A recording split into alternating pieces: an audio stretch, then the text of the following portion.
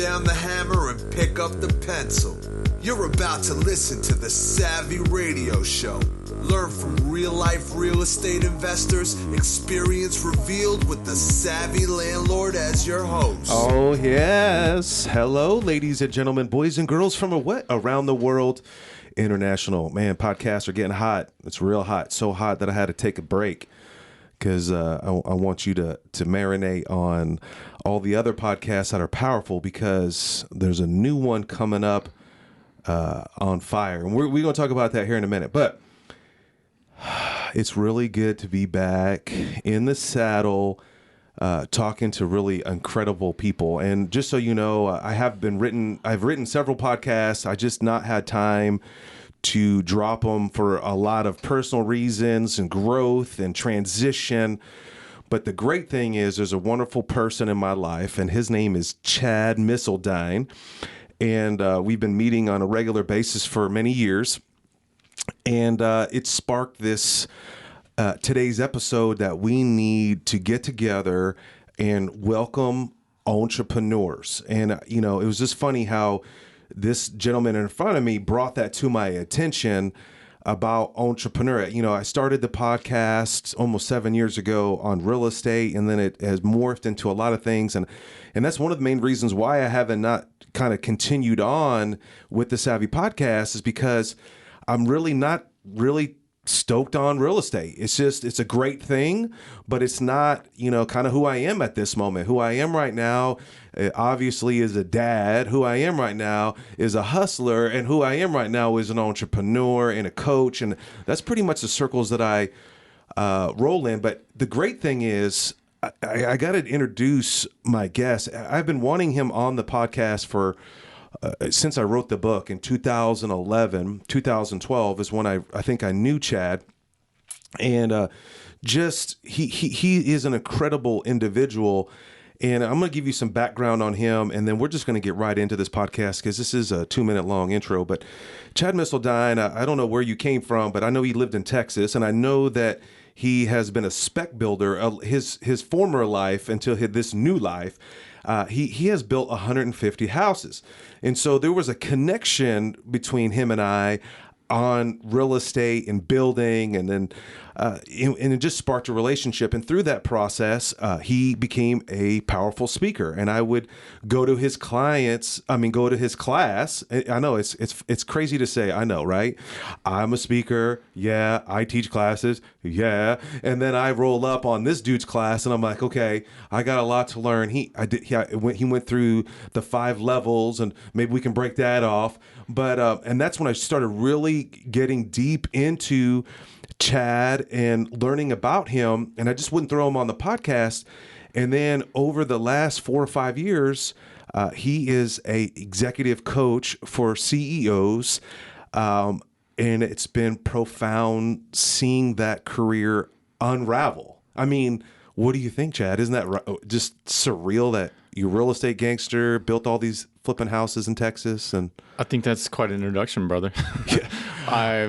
It's been fun to get to know you, man, and I'm excited to be here with you and with your audience. And you know what's cool, as I'm sitting here listening to you tell a little my story, is you've been in a unique way, like you've been a part of some of those steps, and you've been on the, like you said, on the receiving end, on the speaking deal, but you've also been on the giving end of, like, there were seasons where you've got in my grill, I've got in your grill certain times, that's right? It, man. And you've shared your perspective with me, and that's what we're doing today. We're sharing perspective with people, and our perspective is valuable, right? And it's unique, and all of us are at different places in our entrepreneur journey, and you've made one of those transitions lately in your journey. So yeah, man, I'm excited to be here and excited to get into it. Yeah, I got to tell you one thing that impacted me. You know, I remember one time you called me, you're like, hey man, can we meet? I'm like, okay, sure. And you brought your financial statement. And I remember, you know, I was like looking at this perfect, it was awesome. And you had a plan, and you just needed confirmation. And I think that's where we struggle as men, that we think we have it all together, that we know how to put a financial statement together. No, we don't. And it was just a cool experience for me. I can't believe you asked me for my help. And I saw in your eyes that you just needed that confirmation. Yeah, dude, you're killing it. You're on the right trajectory. Like, why are you asking me these questions? And you're like, I just, and that's where I am today. You know, since that day that you brought that to my attention, I pretty much verify everything with several people. Hey, I'm thinking this is my new plan. I want to build these tiny little houses, and this is what I think I'm doing. And you know, I'm not trying to get approval. I'm just trying to get a different perspective. Right. And I think that's what you brought to the table. And I think that's what coaching is. It's like, look, I had a different upbringing than you, but we can come together, you know, as simple scripture, iron sharpens iron. And look how this relationship has developed from your phone call asking me to look at your financial statement. I was like, that was rock star. And that's a humbling thing to do too, because normally you're showing those to like a banker, like, or an investor, or you know, a syndicator or whoever. And you know, a lot of us, we don't have someone that's taught us that before, right? Like, No. I didn't grow up. We didn't grow up talking about financial statements in my house. For me, right? it was interesting. Like, we talk about football, you know, we talk about other stuff, but not that. And so, you know, you have people that come across your path that can teach you something, and you know, we'd be crazy not to like take advantage of that. And then in the process, you learn something, and hopefully you can share something with them too. So, well, it's also a humbling experience because my financial statement, you know, feels like my dirty underwear. You know, there's a couple stains on there. And, you know, Kiyosaki says it's a report card. And so, like, you know, when people talk to me about their financial statement, which is extremely rare because they're insecure about it. But you were, you know, you came, you know, how am I going to receive this guy? You know, and it's awesome. And it's only happened a couple of times in my career as a coach over 10 something years. I mean, maybe 4 or 5 financial statements that I've helped create people do. I mean, I give people lists all the time, but it's awesome. Well, I had a guy tell me once, just side note, like, okay, it's not about financial statement, how big it is or how good it is. That's a representation of who how many people you've served, and the value that you've brought to society. And you know, that's something even in ancient cultures, man.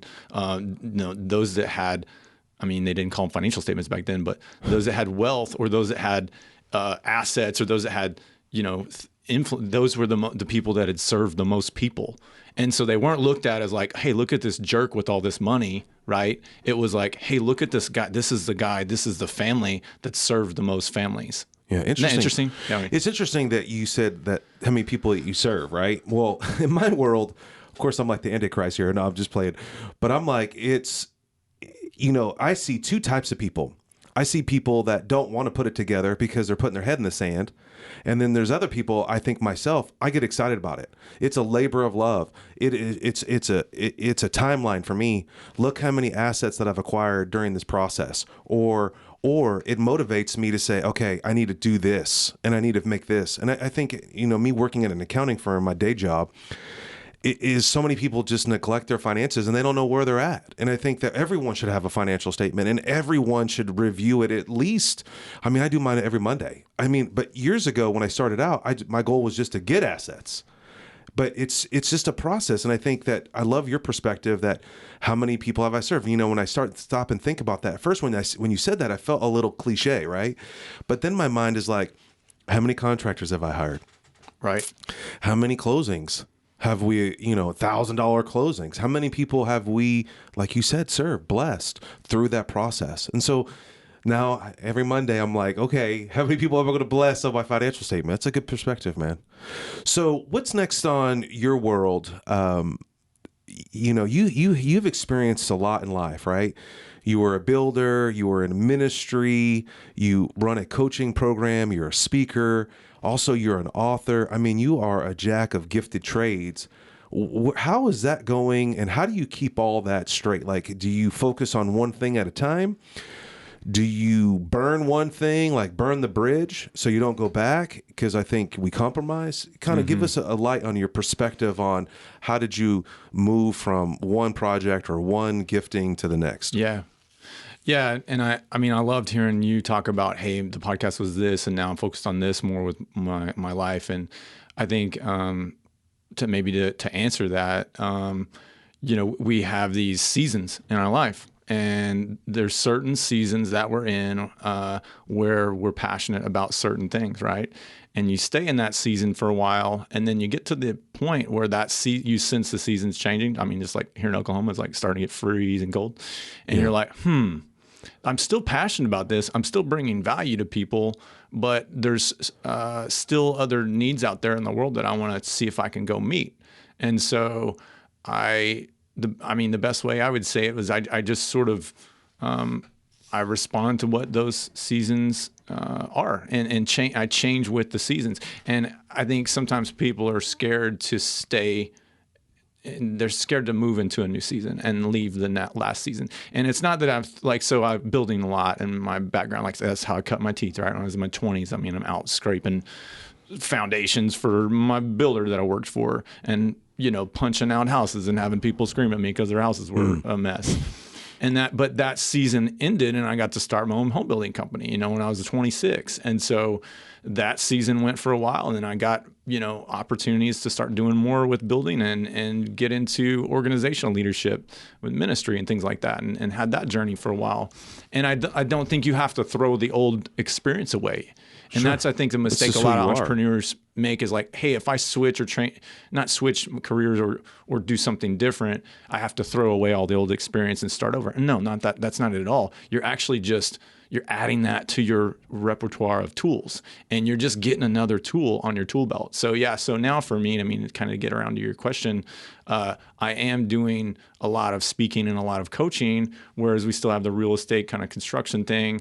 And my wife helps a lot with that now, where she's kind of leading that, and I'm equipped. So my role in that has changed to more of a coach and a mentor in that space. Whereas before, I was like the guy out, doing all the things, and it's allowed me to kind of look out there and go, okay, who are the people, kind of like the financial statement thing, like who are the people that need to be served? And the realm that I've been working in for the last 5 years has been primarily successful business people that grow a company, and I've been able to partner with them to go in and help them scale that company, and then not lose their soul and their family in the process. So that's kind of the space I'm in right now. But I'm like you, Stephen. I'm evolving with what I do, and I'm trying to be responsive to what the needs are out there. Okay, let's break it down. You're a coach, I'm a coach, and I think the words that were coming to my mind were identity. I think that I started out as the savvy landlord, and that was my identity. That was who I am. Even today, I'll be in a hallway and someone will say, "Hey, savvy," and I appreciate that, but that's not who I am anymore. And I think it's a level of progression, and I think that we need to help our listeners take the jump. I think that we get too complacent, too comfortable in one little niche or one identity, and I think that's where that's where this whole conversation has started. I respect and I know that you have a thriving coaching program, and I've just seen everything that you touch seems to be phenomenal. But how do we stay progressive and fulfilled? And I think it boils down to the word identity. I think a lot of people don't take the jump because they're worried about losing their identity. And I know that I've been struggling with this for a while, because that's why I haven't done the podcast, because I'm known as the savvy landlord. And that's not my identity anymore. And I think that it's okay. And I think that this podcast today needs to let people know it's okay that old identity, like you said earlier, it's kind of builds who you are, but that's not who you have to be. Yeah. And you can rewrite your own life. Right. And like when I was talking to you off radio here, I was like, you winched when I said builder. And that was your old identity, right? You were rolling around Dallas, probably in a big dually. I'm just teasing. No, it was a big, 4x4 Chevy truck. Yeah, that's what you do in Fort Worth. Yeah, that guy. And, I am a spec builder, and you do well in it. And see, it's just interesting, I think, that we have to embrace, as men and women, to adapt a new identity. Yeah. And the cool thing is, you can. And we're here today as coaches to let you know that your old identity could be over today. And that's why we're doing this podcast, and we're setting this off today, is because this is my new identity. I'm an entrepreneur. Yeah, and I think sometimes people we're nervous as leaders, as entrepreneurs, to shift a gear or Someone's not gonna change like that. Yeah, but here's what's funny, and you guys that are listening know this. We're so afraid of sometimes what people would think if we shift gears or add on a new thing. Nobody cares about you. Nobody cares about you. Nobody's thinking about you. They're thinking about themselves. But one way I think about it, Stephen, is I can't remember who shared this with me. It was somebody really a lot smarter than me, but sometimes in life we play a role, and it's almost like we're playing an actor on TV. Okay. And you look online and see this actor that you're playing, and for a season that's really close to who you are. In who you are is the same person as you see on the quote unquote screen on TV, right? Right. Well, then we look up in our life, and we look up and you're like, oh my gosh, this is a different person now. Who I really am is different than the person that I portray and play to the world. And I don't think it happens overnight, but I think it happens as we evolve and grow out of the season that we were in. And so for me, I think back to being growing up. I mean, there was a season where all of us were growing up, like maybe certain things you got your identity from certain things, right? Like some people it was like, sports, or some people it was like, hey, I'm a cheerleader and that's who I am. Some people it's like, hey, I'm a OU Sooner because that's where I go to college, right? Like that's a huge part of my identity. And I mean, in Texas where I was, it was football. That was a huge part of my identity, right? And then you get through that season and it's like, oh, that's not who I am. That's just something that I do. And I think there's a difference in, a lot of us, I mean, when I was growing up, it was like, hey, you need to pick what you're going to do the rest of your life. I know you're only 17 or 18, but you need to pick your career. And that's what was taught to us, right? That sounds like pressure to me. Yeah. And I'm like, dude, I don't even know what I'm going to be doing tomorrow, and you want me to pick what my career for the rest of my life and like get some major and stuff like that. So that's a lot of pressure. And so I think a lot of us confuse who we are with what we do for a living. I think the ultimate thing I heard from a really good friend of mine is that there's a lot of people that are just not self-aware. Yeah. That we're adapting other people's identity and making it our own. And I think that the goal here for this podcast is for you to strip that away and really define what you really want. And I love when I sit down with someone and they're like, yeah, I want to make 10 million, or I want to do this. I'm like, who are you going to become to get to that position? Right.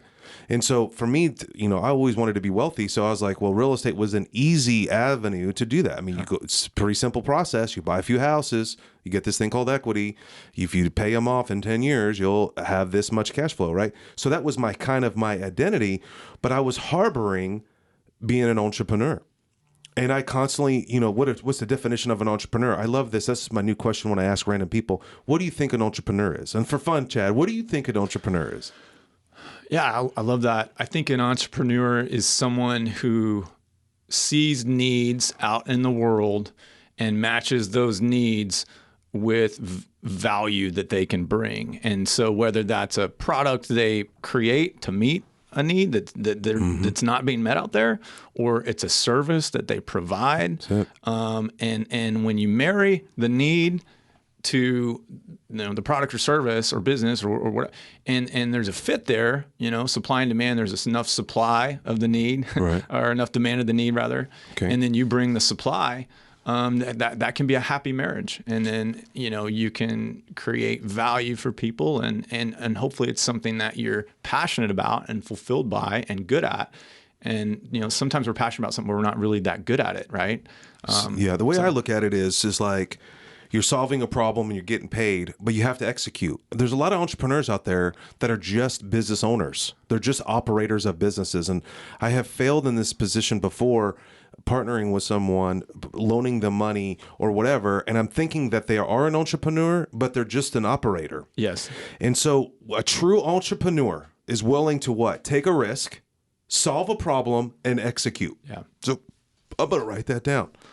They're willing to solve the problem, take the risk, and execute. See, a lot of people just say, I got this problem to solve toilet paper. Or, I'm thinking about taking the risk, but I don't have the money, right?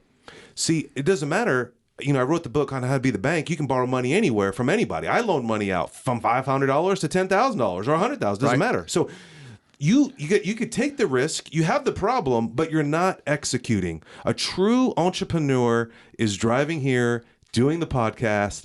That's an entrepreneur in my mind. And getting it done in the end of the day. You're doing stuff and you're trying stuff, and sometimes you fail miserably at it. And sometimes that could be a personality flaw. Yeah, and sometimes you knock it out of the park. But you were bold enough to go, okay, what is the problem? What would be the bank? Oh, the problem is, there's certain entrepreneurs that need funding, and the funding isn't available for them. And then the other problem is, hey, there's a lot of private investors out there that have assets and have the money, have they don't cash. have time. Yeah, and they don't know what to do with it. And so what is a great option? Oh, a great option is to do private lending. So our goal here is to let you know that you can be an entrepreneur. Like, I think that you need to really think about that and not take a self-esteem issue and say, I can't do it because I'm not educated. You can do anything you want to do. You just have to find the right people to help you to do those things. I'm not a good writer. That's why I have a co-bought book writer. I love to write books because I like to produce. I like to sell products. I like to create a brand. That's entrepreneurial. Yes. But I'm not a good writer, so I have to outsource to a writer. So there's nothing in this planet that you cannot do. But what's holding us back? Before it was an identity. My dad was a fisherman, or my dad was a doctor, or my mom was a nurse. Okay, those are identities that you're adapting. And so today's podcast is this. What identity that you're clinging to that's not getting you to the place where you need to be? Yeah. And sometimes it's like, hey, I'm just fill in the blank. I'm just this, right? And that's what I think a lot of entrepreneurs are, stuck in. Hey, I'm just an employee at or this I'm just bank. a restaurateur. Yeah. I mean, it's interesting that I'm getting into the restaurant world, and I've spent 6 months learning and studying about waste and cost and 40 employees I have to hire. It's just like, it's overwhelming. Is it possible? Here's what's something, I think that this is something, Stephen, that some entrepreneurs need to hear. And it's that there's a lot of different flavors of being an entrepreneur. That's right. And sometimes people, we get in that comparison game where we're like, well, I'm just doing, I'm just doing T-shirts over here on the side. I'm just a graphic designer where I print T-shirts, and I look at a Steven, or I look at some of these big entrepreneurs, and I'm not doing something like on a scale that they're doing. And so therefore what I'm doing is just a side hustle hobby. And I think they desensitize it. Exactly. And so I think there's this journey that all of us hopefully go on and get to, where we don't worry about what other people are doing. We don't compare ourselves, and we really recognize, hey, I am uniquely made with unique passions, unique skills. There's no one else created like me in the world that has the same skills, passions, and that might even be in the same geographical place or in the same online space. And so it doesn't matter what that looks like. There's 1,000 different flavors of what it means to be an entrepreneur. Don't try to go be vanilla when you're over here and you're like pistachio. And you're like, nobody likes pistachio. I guarantee you there's somebody out there that needs pistachio. Yeah. And so I can go out and have confidence in it. So we're gonna this is just our introduction podcast. So we're gonna speed this up, and we're gonna kind of close with these two things. And then you're gonna elaborate on this, Chad, and then we're gonna keep you guessing. So the truth of this whole podcast is, I'm coming out of the closet, guys. I am going 100% entrepreneur. And I'm following Chad's lead, and Chad is going to have his own show here soon. And so we're kind of just going through this process, but we want to hammer home about you making the decision. Two things that Chad said that was powerful. One, I thought, and then Chad's going to finish up on this one. But you have to have a belief system in who you are. The different flavors. You got to stay in your lane. If your entrepreneur is hustling at the flea market at Mary Swap Meet, then you need to do it. That may graduate. That's how I started. That's how I built my negotiation skills. Again, stay in your lane. You are unique. And then the other one is to stop comparing someone else. You at the flea market, that's fine. If you're making X amount of money, it doesn't matter. You can't compare yourself to anybody else. And so, Chad, you brought that to the attention, the comparison. How do you deal with that, or how do you instruct someone?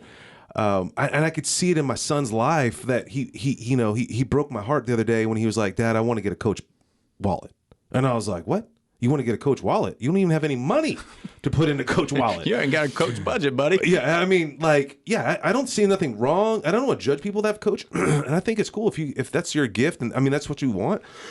By all means, you that's you. Do you, right, boo boo? But the point is, I think he's comparing himself. I think that if he gets this Coach wallet, he will be an entrepreneur because he sees his dad as an entrepreneur. How do we stop this comparison? What's your 2 cents on, and let's get that going. Let's unpeel that onion real briefly, and back to your question of like, what's the driver for the entrepreneur comparison, all those things. I think the question that really is underneath that question, Stephen, is if I'm going to go be an entrepreneur, why am I doing that to begin with? What is my motive? Is it to go out and impress people and feel validated? Because that's what I see a lot of younger entrepreneurs like, hey man, I want to be out doing this YouTube deal. I want to get validated. I want to be famous. I want to have influence and there's nothing wrong with wanting to drive nice cars or do nice things or have nice houses. I mean, there's nothing wrong with that. If that's your thing, go let that be your thing. Make it happen. But what is your motive? If it's about you and your image and being validated and it's to be real honest, if it's a selfish motivation, you're not going to last very long in this game, because they sniff that out, like poop in the diaper, know? And if your motive, on the other hand, is what can I bring to the world? Who can I go influence? What, is my product like making someone's life better? Is this matter in some small way? Even if it's a t-shirt that they wear that helps them express themselves. Like if the motive is not rooted in, how can I be validated? How can I feel good about myself? But the motive is how can I go make the world better? I know that's so cliche. No, you said it. Then there's the heart. It's so funny watching you articulate this, because you said it off the podcast, off before we recorded, in the whole motive why you're here today. Value. You need to bring value. What's the point of this podcast? We hope that you are going to get off your ass and go do what you've been trying to do. We're trying to bring value. We're 2 young men that it's not young, but we're 2 men that have, wanting to bring you value so you can go do what you want to do. And I think that's what it is. Everything in business to be successful has to bring some form of value. Yeah. Yeah, and it doesn't have to be sexy either. I mean, it doesn't have to be like, I'm going to go cure cancer. I'm going to go cure this thing. Or, I'm going to go do this big deal. I mean, I think we tend to overestimate sometimes what we can accomplish, in the short term. And it can be something very simple. Like my dog is big enough that he can't wear most dog sweaters. I'm serious.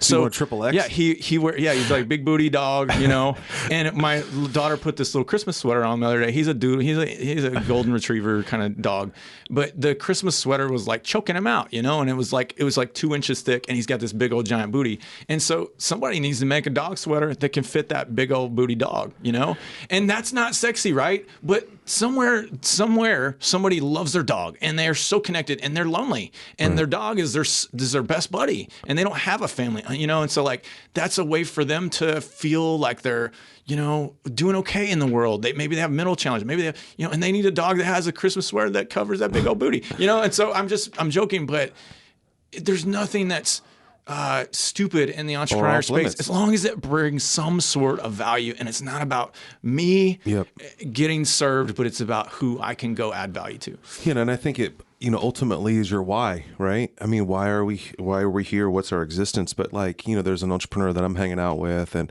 he's successful in real estate, and he's putting that money into the deaf community and wants to create a deaf living place that has amenities for the deaf. And, we get so busy with our own needs that we forget there's other people out there that have needs that they're not even being fulfilled at. Even at the great church that I go to, there's not an interpreter there or whatever that person's called that does the sign language. I mean, there's so many needs. And so your value, you can bring value to dog sweaters, and then you may make an extra X amount of money, and your why is to do something else. Yeah. And that could be to help that community. But you got to really dial in. The main goal here is this. You got to make a decision. I'm tired. I mean, Colin Powell said this: the problem with society in America is that we don't make decisions. We're indecisive. And of course, now we're in this political climate, and you should be this, and you should do this, and blah, blah, blah. Here's the thing. Make a decision. If you're going to be an entrepreneur, go do it. Like, seriously, start a business plan.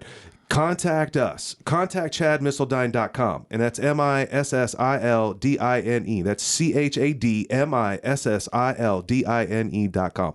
Or to me, thesavvypodcast.com.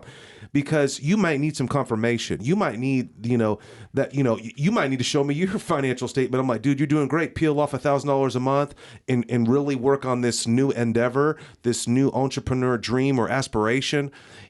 And I think that's what you need to do. And I think we're just holding back of our potential. Our society could be great. If you feel like you need to go volunteer, I think it should be mandatory. I think our school system is broken. I think that we need to serve civilly for free. We need to do community service, and we need to teach people how to make money. And we need to be an entrepreneur. And an entrepreneur doesn't have to be Elon Musk, who's a unique individual that, has got it going on. But the reality is an entrepreneur could just be making dog treats in your neighborhood, walking around, and you're giving that money back to a great cause. Yeah. And you're going to learn so many lessons doing the dog treats, right? And you're going to mess up and you're going to make a dog sweater that's ugly and nobody's going to buy. But then you're going to build on that, right? And so you don't have to have, if you're here today and you're wanting to do what Steven says and start, or even you've maybe been successful already and you want to scale it or grow it. You don't have to have the next 20 steps, man. You don't have to have all the next 20 steps. You just have to have the next few. So take the next step, let that step reveal itself to step 2, step 3, and just turn that self-awareness. I'd love to maybe talk about that in the future. Oh, yeah. Turn it into action. Self-awareness by itself is just head knowledge. That's good. You know yourself, you turn it into action, do something with it. That's it. I'm motivated. So, hey, we're going to stop here. It's 30 minutes went by so fast. I mean, we can go on for days on days.